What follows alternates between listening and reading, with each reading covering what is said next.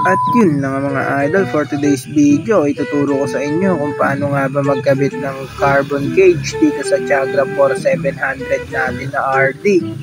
Simulan na natin. At eto na nga pala mga idol, hinagis ko na. Tinanggal na natin sa lalagyan. Bali una, babaklasin natin yung RD natin mga idol.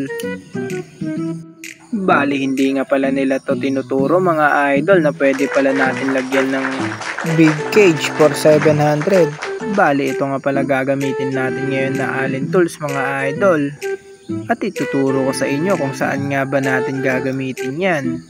Nakita nyo yung butas na yan mga idol. Diyan natin gagamitin yung Allen tools na yan. Oh my gosh!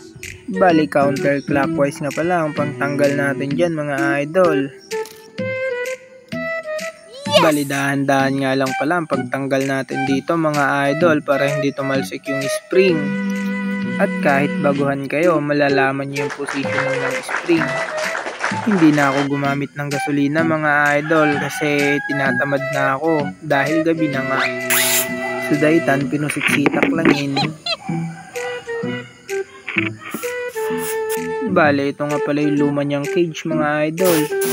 Binugahan ko na nga pala ng compressor. Tumalsik pa ang lokong. Binugahan ko na nga pala mga idol para malinis na malinis kahit yung nasa loob niyan. Tignan nyo yung difference ng bago kong pulley mga idol at saka sa luma kong pulley. Sobrang layo, tagal ng ikot. Bali CNC nga pala ang ginamit na bearing dyan mga idol. Yes! At baka dito kayo malito mga idol. Etong bagong pulley mga idol merong 7 na butas. At yung dun naman sa luma mga idol may 4 lang na butas. Kaya ituturo ko sa inyo kung saan nyo nga ba ilalagay yung positioning. Bali itong spring nya nga pala mga idol hindi pantay yung taba. At yung mas mataba mga idol, yun yung ilalagay natin sa mismong RD. At yung maliit naman mga idol, yun yung mismong ilalagay natin sa cage. Bali ganyan mga idol. At yung tinuturo ko mga idol, dyan natin ilalagay yung spring. Bali ganyan nga pala yung positioning ng lock nya mga idol pag nasa loob na ng RD. Para hindi natatanggal.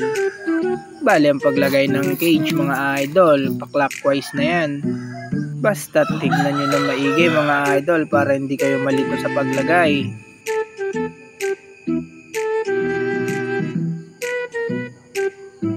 Bali ito na yung lock nya mga idol, dyan na natin ilalagay yan.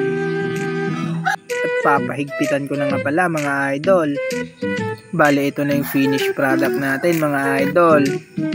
Sabi ko kasi sa inyo mga idol, pwede natin lagyan ng big cage ang Tiagra 4700 na RD. At ilalagay na nga natin yan sa mahiwagang giant natin mga idol. At yan na nga, pinapahigpitan ko na yung tornilyo mga idol. Bago nyo nga pala ilagay sa drop out mga idol, check nyo kung tumatama yung tourniquets. Arigatou At gozaimasu. ilalagay na natin yung cable mga idol. Papahigpitan na natin. Tignan nyo naman mga idol kung gaano ka-smooth yung shifting. At bali tinono ko na nga pala mga idol. Tignan nyo naman kung gaano kaganda. At kung gaano kalambot ang shifting mga idol. Bali ang top ring ko nga pala dito mga idol 5230. Kayang kaya naman basta mahaba yung kadena. Di na kayo mahihirapan maghanap mga idol kung paano ikabit yan. At dahil tinuro ko na, maraming salamat sa inyo mga idol. Thanks for watching. God bless you all mga idol. Paalam na mga idol.